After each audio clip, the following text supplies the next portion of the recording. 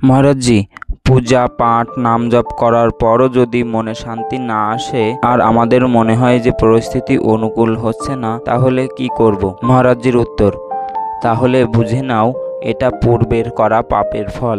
স্পষ্ট ভাষায় বুঝালে, পূর্বের করা পাপ যদি থাকে তবে তুমি আজ জপ করছো, পূজা পাঠ করছো, তবুও শান্তি পাচ্ছ না। যতদিন না সেই পাপ নষ্ট হয় ততদিন পর্যন্ত হৃদয়ে শান্তি আসবে না। যখন সেই পাপ নষ্ট হবে তখনই হৃদয়ে শীতল হবে।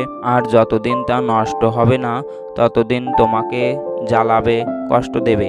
তাই বলছি, এগুলো সব পূর্বজন্মের বা পূর্বকৃত পাপের ফল। এজন্য ভজন করে যাও, শান্তি আজ না হোক কাল আসবেই। কারণ ভজন করলে পাপ ধ্বংস হবে, কিন্তু যদি ভজন ছেড়ে দাও অনেক কাল পর্যন্ত সেই দুঃখ ভোগ করতে হবে। যেমন ওষুধ চলছে তখন রোগীর বিশ্বাস থাকে যে রোগ ছেড়ে যাবে, কিন্তু যদি ওষুধ খাওয়া বন্ধ করে দেয় তাহলে তো রোগ আরো প্রবল হয়ে ওঠে। তেমনি সংসারের এই ভয়া রোগ, জন্ম মৃত্যু দুঃখ, এর একমাত্র ওষুধ হলো ভগবানের নাম জপ।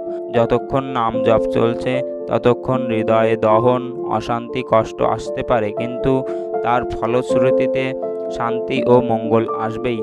আর যদি নাম জপ বন্ধ করে দাও তবে যেমন ওষুধ ছেড়ে দিলে রোগ বাড়ে, তেমনি দুঃখ বহুগুণে বাড়বে।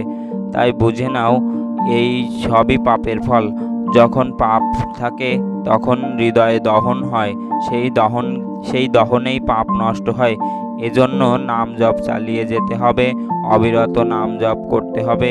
কারণ পাপ ভোগ না করলে যায় না, সেটা সাধু হোক, গৃহস্থ হোক, যার পাপ হয়েছে তার ফল ভোগ করতেই হবে।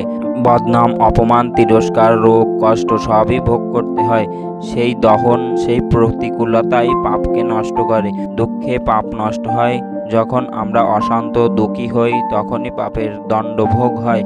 এজন্য নাম জপ করে যাও, আরও বেশি করে নাম জপ করো, নিশ্চয়ই শান্তি আসবে।